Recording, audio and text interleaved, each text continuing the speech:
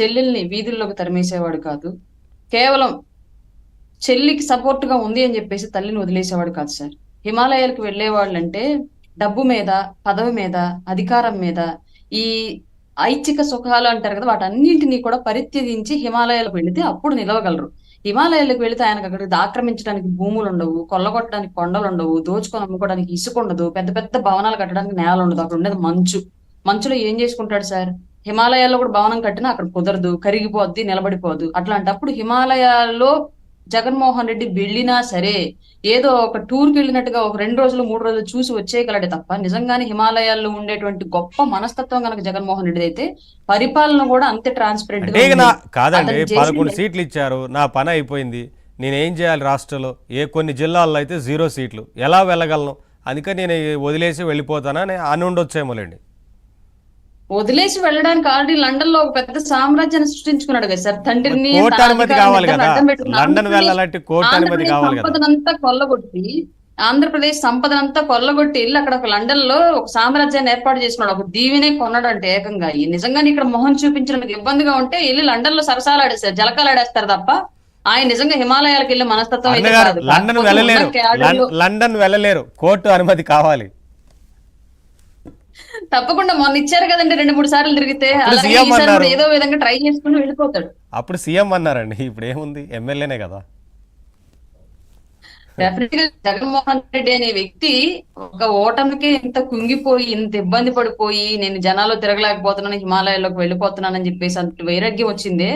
మరి గతంలో సీఎం గా చేసి ఆ తర్వాత ప్రతిపక్ష హోదా ఇస్తే 20 ఎంత ఫైట్ చేసి ఉండాలి చంద్రబాబు నాయుడు గారు. అలాగే 2 చోట్ల పోటీ చేస్తే ఓడిపోతే ఒకే ఒక్క సీటు గెలిస్తే సొసైటీ కోసం ఎంత ఫైట్ చేసి నిలబడ్డారు పవన్ కళ్యాణ్ గారు. వాళ్ళిద్దరిని చూసి జస్ట్ నువ్వు లిజన్ అండ్ లెర్నింగ్ నేర్చుకోవడం, వాళ్ళని చూసి నేర్చుకుంటే ఈజీగా ఒక పొలిటీషియన్ నువ్వు మళ్ళీ పార్టీని నిలబెట్టుకోగలవు. పవన్ కళ్యాణ్ గారి లాగా ఒక్కరోజు బతకగలిగిన, చంద్రబాబు నాయుడు గారి లాగా ఒకరోజు ఆలోచించగలిగిన, మళ్ళీ వైసీపీ పార్టీని బ్రతికించుకునే క్యాపబిలిటీ జగన్ దగ్గర ఉన్నట్లే. కానీ ఈ 2 విషయాలు ఆయనకి చేతకావు. మళ్ళీ మెడిసిన్ డోస్ పెంచి వాడినా సరే అట్లాంటి ఆలోచన విధానం రాదు జగన్మోహన్ రెడ్డి గారికి. ఆయన ఇంకా రాజకీయాలకు స్వస్తి చెప్పడం ఉత్తమమైన మార్గం నన్ను అడిగితే.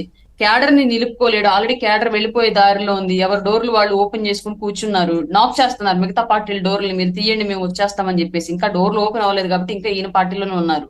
కొద్ది రోజుల తర్వాత డోర్లు ఓపెన్ అవుతాయి, ఆటోమేటిక్ వాళ్ళు వెళ్ళిపోతారు.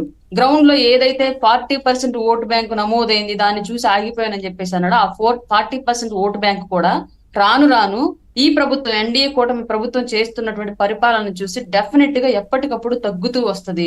గట్టిగా ఒక సంవత్సరం స్థానిక సంస్థల ఎలక్షన్స్ వచ్చేటప్పటికి వైసీపీ అనేది నామరూపాలు లేకుండా ఆంధ్రప్రదేశ్ లో కనుమరుగైపోయింది. కాబట్టి ముందుగానే సర్దుకొని శుభ్రంగా ఏదో ఒక పార్టీలో కలిపేసి తట్టాబొట్ట సర్దుకొని ఇంట్లో కూర్చోవడం బెటర్ జగన్మోహన్ రెడ్డి గారు నన్ను అడిగితే. మొన్న ఏదో కాంగ్రెస్ ని కలవడానికి వెళ్ళారని చెప్పేసి అంటున్నారు కదా, నిజంగానే ఒకవేళ అది ఊహలా నిజం అనేది తెలీదు.